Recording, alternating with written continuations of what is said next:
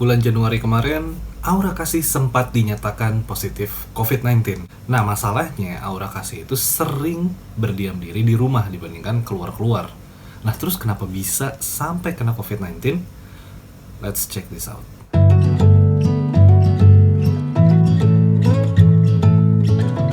Ya, kayak yang gue bilang tadi, Aura Kasih putrinya sempat terkena COVID-19. Dan gak cuma mereka berdua aja, asisten rumah tangganya Aura Kasih juga sempat mengalami kondisi yang sama gitu. Ya untungnya sekarang mereka sudah kembali ke kondisi yang lebih sehat gitu kan, dan sudah pulih dari COVID-19 dan sudah bisa beraktivitas seperti semula. Cuma pertanyaannya, untuk orang seperti Aura Kasih yang sering berdiam diri di rumah, kok bisa sampai terkena COVID-19? Aura Kasih kemudian mengungkapkan bagaimana cerita dia bisa sampai terkena COVID-19 termasuk putrinya dan asisten rumah tangganya ke podcast milik keluarga The Hermansyah. Nah, jadi menurut Aura Kasih, penyebabnya adalah salah satu orang yang pernah bertamu ke rumahnya. Di podcast keluarga The Hermansyah, Aura Kasih juga mengatakan sebenarnya orang yang bertamu ke rumahnya ini memang terlihat agak sakit gitu. Dan Aura Kasih udah ngasih tahu supaya nggak lepas masker kalaupun dia cuma batuk-batuk dikit. Nah, sayangnya orang yang bertamu ke rumahnya ini kayak seakan gak peduli menurut Aura Kasih gitu kan.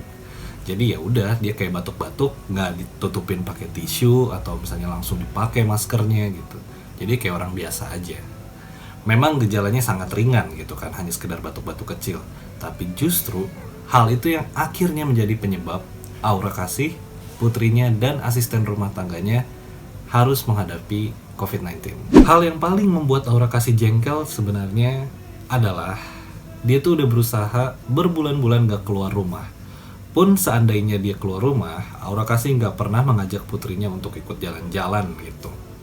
Nah, selama berbulan-bulan itu juga Aura Kasih benar-benar pilih-pilih banget untuk bertemu dengan teman-temannya.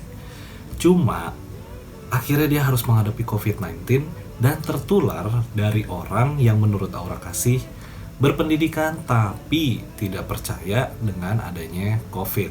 Bersyukurnya sekarang Aura Kasih, putrinya dan asisten rumah tangganya sudah pulih dari COVID-19 dan bisa beraktivitas seperti semula.